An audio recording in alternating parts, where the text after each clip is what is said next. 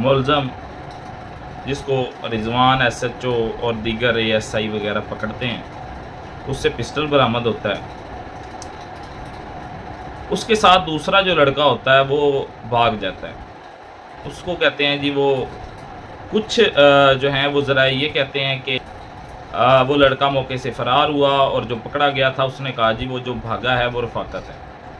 कुछ ज़रा ये कहते हैं कि जो लड़का पिस्टल जिससे बरामद हुआ था उससे पूछा तो उसने कहा कि मैंने फ़लाँ से लिया है, और फ़लाँ जो था उसने कहा कि रफ़ाकत से मैंने पिस्टल लिया है। रफ़ाकत के घर इसलिए रेड हुआ। रफ़ाकत का भाई है खलील और इदरीस, और गालबन ये दोनों शायद SSG में कांस्टेबल हैं या हवालदार हैं शायद, मतलब एक जो हैं वो मुलाजिम समझ लें आर्मी के। वो दोनों चूँकि ईद की छुट्टियां थी वो भी घर में मौजूद थे। रफ़ाकत के ऊपर पहले भी कुछ FIRs दर्ज हुई है। असल स्टोरी का पहलू ये है, रफ़ाकत एक पहले से नामज़द मुलज़म है। जब पुलिस को पता चला कि ये पिस्टल जो है वो उससे ख़रीदा गया है तो साफ ज़ाहिर है उसके घर उनका रेड बनता था। पुलिस ने रेड किया। पुलिस पहले जो 99% रेड करती है वो वारंट के साथ करती है। जो लोग अब कह रहे हैं कि जी वारंट के साथ रेड नहीं हुआ, 2 साल में जो रेड किए हैं वो वारंट के साथ किए हैं। 2 साल में जो रेड किए हैं क्या वो उन्होंने लेडीज़ पुलिस के साथ किए हैं? 2 साल में जो किए हैं वो जाके घरों तोड़ फोड़ नहीं की इन्होंने। तो ये तो भाई एक नॉर्मल मामला था, ये पुलिस की कोई ज़्यादती नहीं, ये एक नॉर्मल रूटीन थी जो आपने बना दी थी, जो आपने एक रूल्स एंड रेगुलेशन, हर माशरे का कानून वो बनता है जो उसका रस्म व रिवाज होता है। तो 2 साल से एक रस्म व रिवाज चल चुका था और रस्म व रिवाज बन चुका था और उसको एक कानून की हैसियत हासिल हो गई थी कि बग़ैर वारंट के, बग़ैर पुलिस लेडीज़ पुलिस के किसी के घर में भी उसकी चादर चार दीवारी का तकद्दुस पामाल किया जा सकता है और सारा कुछ हो सकता है।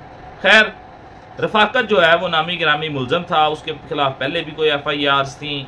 पुलिस ने रेड किया, रफ़ाकत जो है वो मौके से शायद नहीं मिला, और इदरीस और खलील जो कि SSG के आर्मी के, जो कि नामालूम नहीं मालूम लोगों के जो जिसके साथ उसका ताल्लुक़ था, उन्होंने जनाब जो है वो आगे से रेजिस्टेंस की। SSG कमांडो एक वो कहते हैं कि जी 100 पे भारी होता है, तो वो ये 4 मुलाजम थे, 4 मुलाजमों को उन्होंने धर लिया अंदर और फिर उनसे वीडियो मार अच्छा खासा तबीयत सेट करने के बाद उन्होंने जो है वो वीडियो बनाई कि अम्मा जी इधर आओ, बताओ, दिखाओ इनको, इन्होंने जो है वो आपके साथ क्या किया है। अम्मा जी ने कहा जी मुझे इन्होंने लातें मारी हैं, ठुड्डे मारे हैं। अम्मा जी को जो है वो उसके बाद फिर उन्होंने वो उसको कहा कि पिस्टल की तरह तुम्हारा ये है वो। ये 8 अप्रैल का वाक़या। इसके बाद SHO साहब जो हैं वो मज़ीद नफरी कॉल करते हैं, एलीट आती है, वहाँ से उनको जो है वो रिहा करवा के, या कह लें कि जो बाजियाब लफ्ज़ जो है वो करवा के ले गए। वहाँ पे जाके एक बाकायदा मुकदमा दर्ज हो गया। अब मुकदमा जो दर्ज हुआ है वो रफ़ाकत के ख़िलाफ़, खलील के ख़िलाफ़ और इबरार या शायद इसरार है, तीसरा चौथा नाम उनकी बल्दियत भी है, आगे मुराद है शायद, कौम के वो जट हैं। सकना जो है उनका वो चक सरकारी या इसी तरह का कोई चक है। ठीक हो गया जी, ये असल में स्टोरी है। अच्छा जी, वो जो साफ ज़ाहिर तशद्दुद वगैरह हुआ था उनका, उन्होंने 780A का और कब्ज़े का और पता नहीं क्या क्या 8-7 FIR पे दफात हैं वो उन्होंने लगा दी। लगाने के बाद जनाब उनको पता चला कि DPO साहब ने कहा जी तो उनके रखो। साफ ज़ाहिर है DPO साहब जो हैं वो भी एक ख़ासे मशहूर DPO साहब हैं।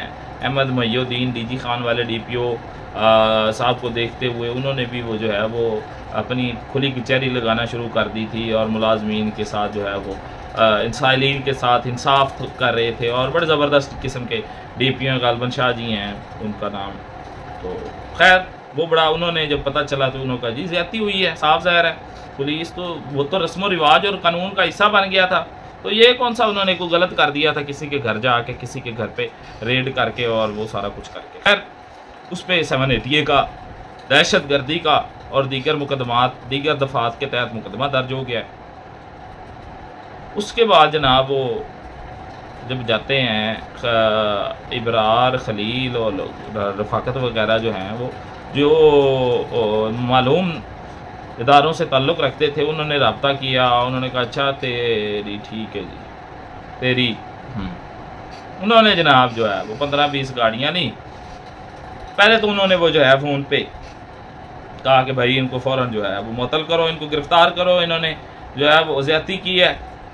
वो पर्चा पहले जो हो रहा है वो उनको मजलूम बना के पर्चा हो रहा है पुलिस वालों को, दूसरा पर्चे में पुलिस ज़ालिम हो गई है, 24 घंटे के अंदर पेश नहीं किया मुलज़म को जी। ये जनाब दूसरी स्टोरी शुरू हो जाती है। वो हवालात में थे, वो SHO हवालात में था, मतलब DPO ने फ़ौरन जो है वो पता चला कि ये तो वालदैन की तरफ से मामलात हैं, तो रस्म व रिवाज जिन्होंने बनाया है उनका रस्म व रिवाज तो बदल भी सकता है, उनका कानून बदल भी सकता है।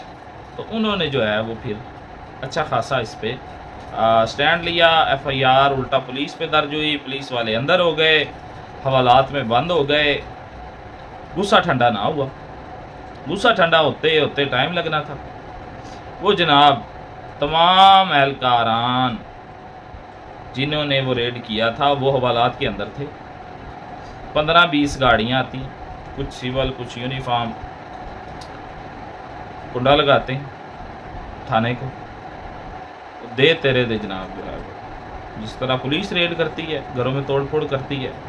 कहते हैं बाकायदा इनके अफिसरान इनको कि पता चले कि जो है वो रेड हुआ है, पुलिस का रेड हुआ है, ऐसे ही फ्रिज को उठा मारो, तोड़ो इसको, फ्रिज को ऐसे इसको ये कर दो, ये जो है वो दरवाजे को तोड़ दो। ये एक रस्म व रिवाज और कानून का हिस्सा है भाई।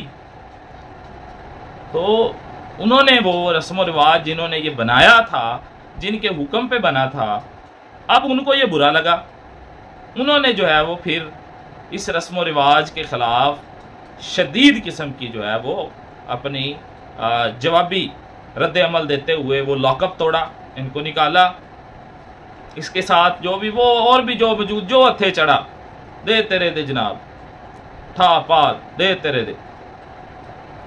Very very very sad visuals, नहीं होना चाहिए था, कंडेमडेबल है, मैं कंडेम करता हूँ, मैं मजम्मत करता हूँ।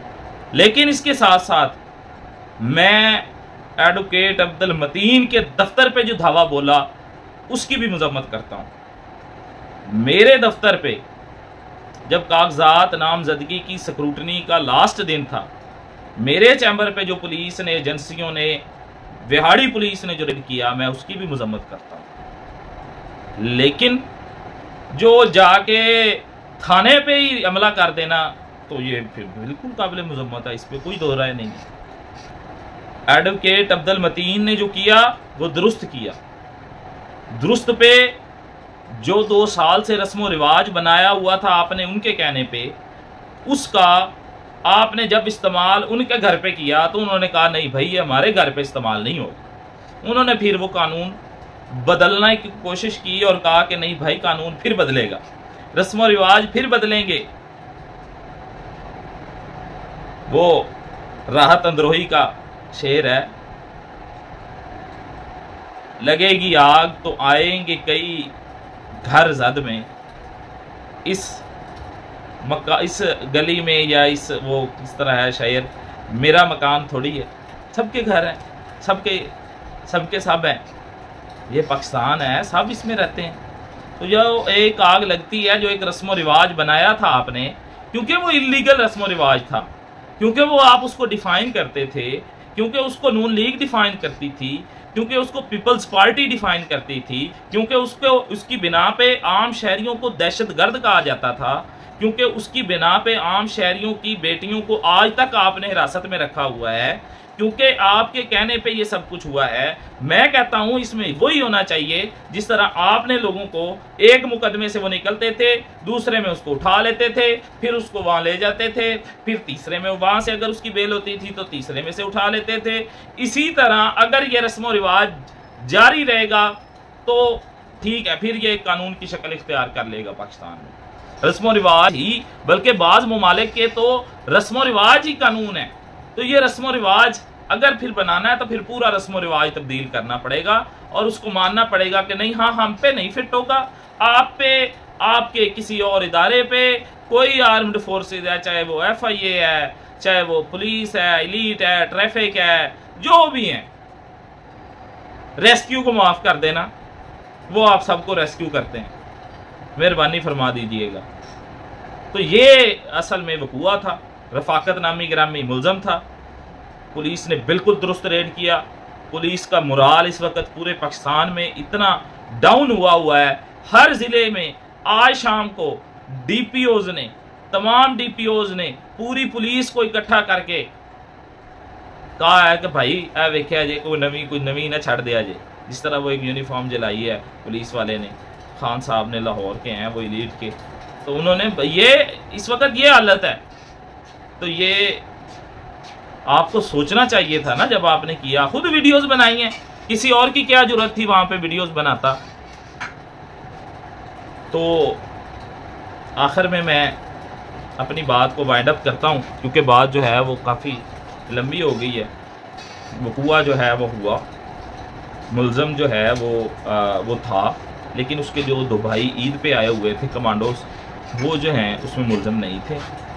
जो 780A का पर्चा दिया गया, वो चूँकि उनको यरगमाल बनाया, फिर उसको बाजियाब पुलिस ने करवाया, इसलिए 780A। अब 780A का पर्चा कहाँ जाएगा? मैं इस पूरे वाक़े के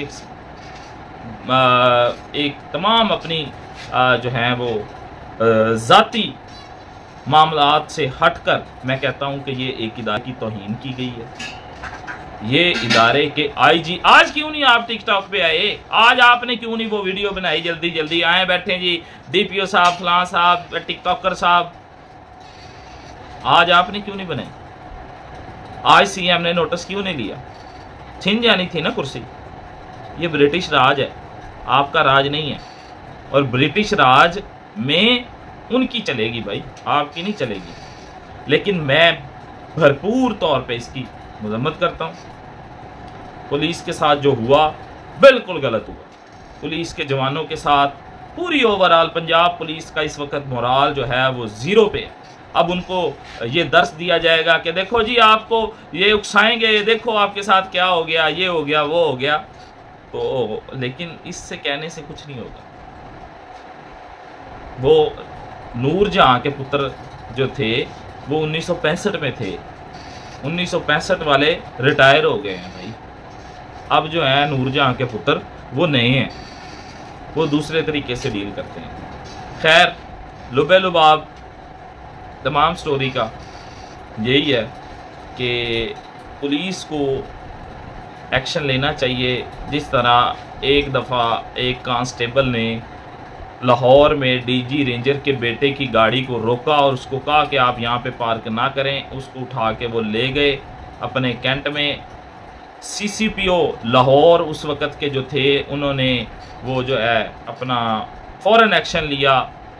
2-3 रेंजर के पुलिस एहलकारों पे उनको गिरफ़्तार किया, उन पे पर्चा दिया, उनको हवालात में दिया। एंड मुज़ाकरात पे पहले अपना पुलिस वाला वापस लिया, उसके बाद इनके 2 रेंजर के मुलाजमीन वापस किए। ये थे मुज़ाकरात। ये मुज़ाकरात नहीं थे कि दोनों को खड़ा करके नारा तकबीर, अल्लाहु अकबर। ठीक है, सुलह करवाई है आपने, लेकिन ये तो बताएं कि भाई जिनके साथ ज्यादती हुई है उनके साथ आपने क्या किया? जो पूरी पुलिस का मोराल डाउन हुआ है वो क्या है? कम अज़ कम उस वक़्त के मौके के ऑफिसरान जो थे दूसरी तरफ के, उनको एडमिट करना चाहिए था कि हमारे जवानों ने कुछ ने जो है वो गलत किया है। इसमें हाई ऑफिशियल्स नहीं इन्वॉल्व। हम हमेशा, अब तो हम यही कह रहे थे कि ये जो आम फौजी होता है इसका तो कोई कसूर नहीं होता जी, वो ऊपर से ही आर्डर आते हैं, लेकिन ऊपर वालों ने जब ऊपर वाले खुद आ गए तो काम ख़राब हो गया। लेकिन हाँ, मैं जो बात कर रहा था कि वो जो मौके के ऑफिसरान थे उनको कहना चाहिए था कि हम इनकी इंटरनल इंक्वायरी करेंगे, आपको मीडिया को ज़रूर बताएंगे कि इनके खिलाफ हमने क्या एक्शन किया है और इनको हमने क्या सज़ा दी है। बिल्कुल नो डाउट कि मिलिट्री का जो है वो मिलिट्री के अंदर कोर्ट मार्शल होना चाहिए, वो आप खुद करें, उनके खिलाफ जो उनको सज़ाएं मिलें वो मीडिया को बताएं, आवाम को बताएं, ताकि पुलिस का मोराल जो है कुछ बहाल हो सके। और इसी के साथ, इसी उम्मीद के साथ कि अब आप ये रस्म व रिवाज तोड़ेंगे जो आपने अपने हाई ऑफिशियल्स के कहने पे शुरू किया हुआ था, लोगों के चार दीवारी तकद्दस का पामाल करना, लोगों की इज्जतों पे जो है वो हाथ डालना, किसी घर में रेड किया है तो जाते ही किसी फ्रिज को नीचे गिरा देना, किसी जो है वो कोई चीज़ टीवी आया उसको तोड़ देना, LCD को तोड़ देना, पता लगे रेड हुआ है। तो ये चीज़ें आपने अब उनके कहने पे नहीं करनी। हाँ, अगर कोई जेन्युइन मुल्ज़िम है तो करें, लेकिन ये चीज़ें आप अब छोड़ दें। आपके पीछे कोई नहीं खड़ा हुआ। कौन खड़ा हुआ? इवन के DPO तक, RPO तक नहीं खड़ा हुआ। SHO तो वैसे ही फारग हो गया है। स्टेशन हेड ऑफिसर, बड़ी पावर्स थी उसके पास, कलम की पावर तो थी ना, वही रपट कोई लिख देता। ज़ेन जो है उस वक्त, लेकिन उसने तो FIR दी है 780A की, उसने तो बड़ा अच्छा किया। लेकिन मैं पुलिस के साथ हूँ, पुलिस के जवानों के साथ हूँ। इदारे का मोराल जो है वो डाउन नहीं होना चाहिए। इससे चोरों का, दहशतगर्दों का, 2 नंबर लोगों का मोराल अप होगा। फ़ौरन ऐसे इकदाम करने चाहिए जिससे पुलिस का मोराल जो है वो दोबारा बहाल हो, लेकिन फर्जी कहानियाँ सुना के नहीं, कुछ करके इस अमल का रद्द अमल दे के, एक लीगल तरीके से रद्द अमल दे के वो आप पुलिस का मोराल जो है वो अप करें। और इसी के साथ मैं इजाज़त चाहूँगा। Thank you very much.